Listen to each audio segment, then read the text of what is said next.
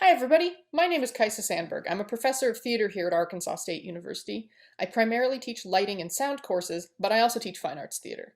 And I'm here today to talk a little bit, a very little bit, about non-Western theater. The textbook that we're using teaches a lot about Western theater, so theater descended from the Greeks. We've got Greek, Roman, medieval, Renaissance, and most of the theater that you see performed today in Europe and the United States. However, that's not the whole story, and the textbook doesn't have time to get into that, hence this video. So I'm here, I'm going to talk to you about three styles that I have chosen, and there's so many more, but I don't have time to get into all of them. But hopefully this will inspire you to go out and learn a little bit more about each one of these on your own.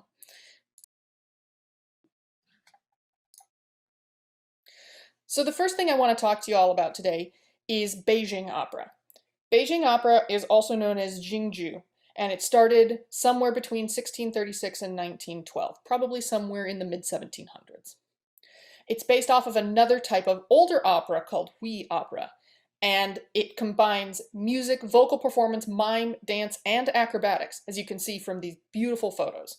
So it's a symbolic and suggestive style rather than realistic, which again, these pictures sort of show that, right? Realistic style portraying real life tends to be very much a Western thing.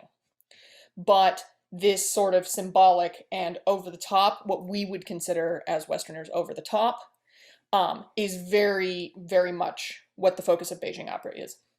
There's a repertoire of work containing around 1,400 different plays based on Chinese history, folklore, and more recently, contemporary life. Interestingly enough, Beijing opera used to be very performer-driven, meaning that when the show was staged and scripted, the performers had a lot to say about what the show was and how it was staged. That isn't the case anymore. Mostly, the Beijing opera now follows a more Western approach with a director and a playwright, as opposed to the performer driving all of the production. Traditionally, it's also staged on square platforms with seating on three sides. So if you've already gone through the different types of theater, you'll know that this is more of a thrust style stage than it is a proscenium style stage. Proscenium is very Western. Next up, we have Jatra, which is a Bengali style of theater. Bengal is in the area of India, and the word Jatra means journey or going in Sanskrit. Intrinsically, this is a musical form, and it started as a religious experience in the 15th century, but became secular near the end of the 19th century. So in some ways, you can see a little bit of a parallel with medieval theater, where it was religious at that point, and now it's become secular again. The plays tend to be epic. 4 hours or more. They'll sometimes start late at night, like 11 o'clock, and go all the way on till daybreak. So it's a marathon session of plays.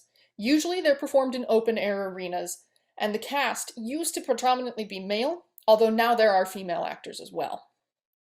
Jatra is still a thriving art form in India, with some companies performing up to 300 shows per year.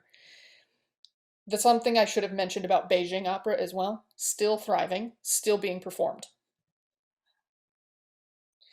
And finally, for the purposes of this slideshow, we get to No theater, which is from Japan. No is a word meaning skill or talent, and this is a Japanese dance/drama style that's been around since about the 14th century. Often the plays are based on tales from traditional literature, and the emotions are communicated through movement, as characters and roles are represented by iconic masks, ghosts, demons, women, children. In the image on the top right, you can see the Hanya mask, which is a demon mask. And on the bottom, you can see the mask of a female character. Extremely tied to tradition, this work is.